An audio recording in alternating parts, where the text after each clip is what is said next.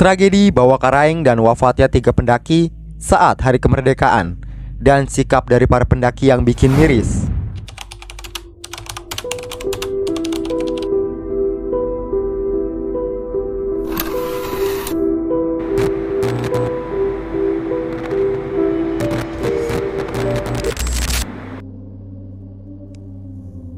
Kejadian ini terjadi pada tanggal 17 Agustus tahun 2021.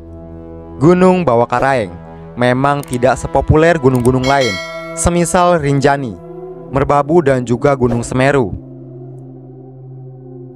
Namun belakangan ini, nama gunung yang berada di wilayah Kabupaten Goa, Provinsi Sulawesi Selatan ini pernah marak diberitakan beberapa tahun lalu.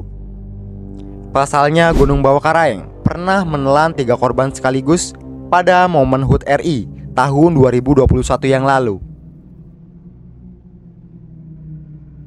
Dan ketiga korban tersebut, mereka adalah Muhammad Rian, Stephen William, dan juga Zainal, di mana ketiganya harus wafat akibat hipotermia.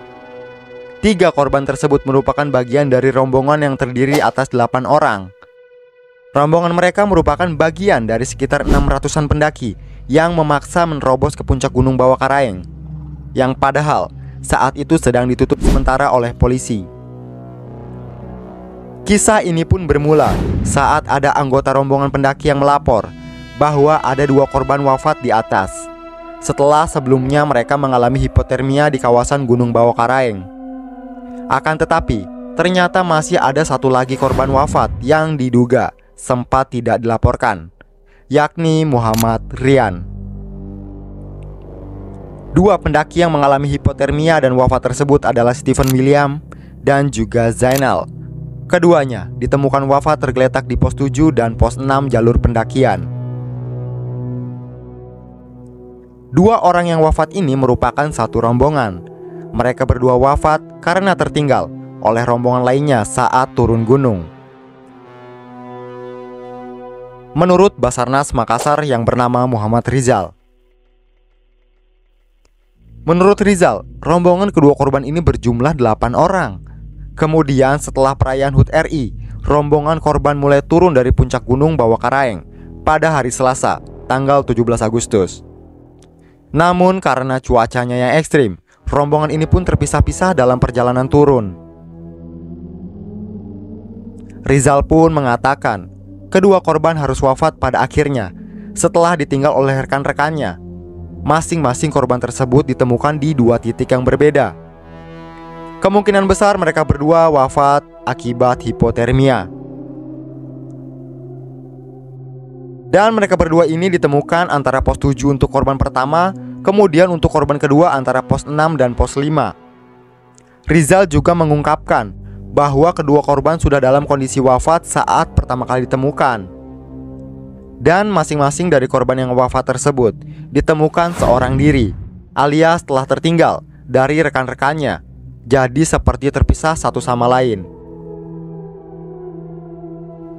Awalnya rombongan ini hanya melaporkan 2 rekan mereka saja yang wafat, tapi ternyata ada 3 orang yang wafat.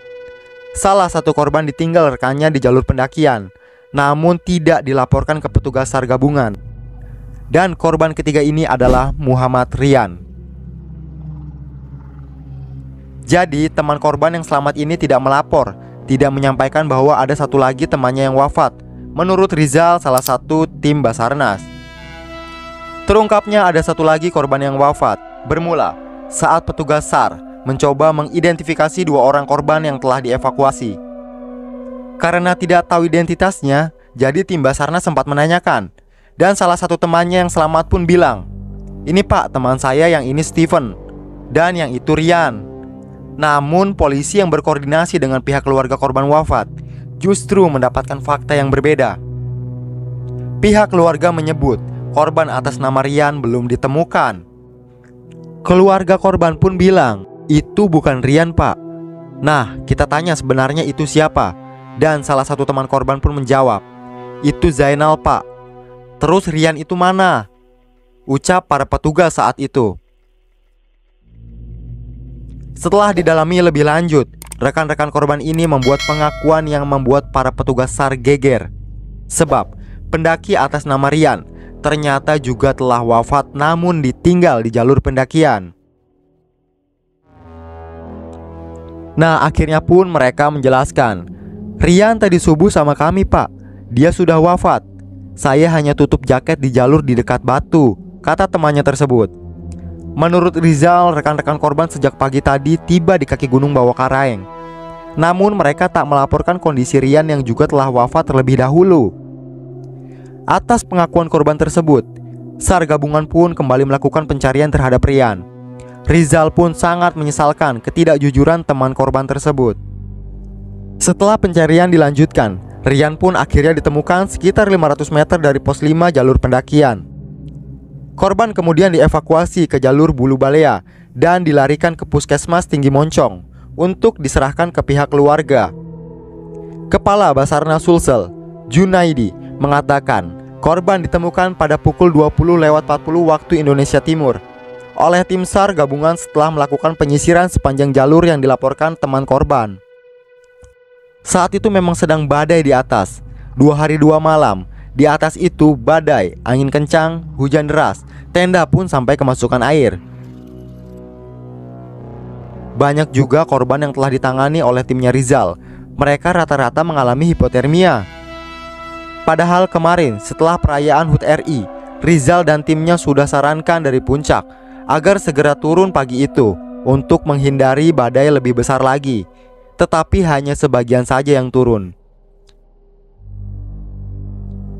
Gunung Bawah Karaeng. Secara ekologis, gunung ini memiliki posisi penting karena menjadi sumber penyimpanan air untuk Kabupaten Goa, Kota Makassar, Kabupaten Bantaeng, Kabupaten Bulukumba, dan juga Kabupaten Sinjai.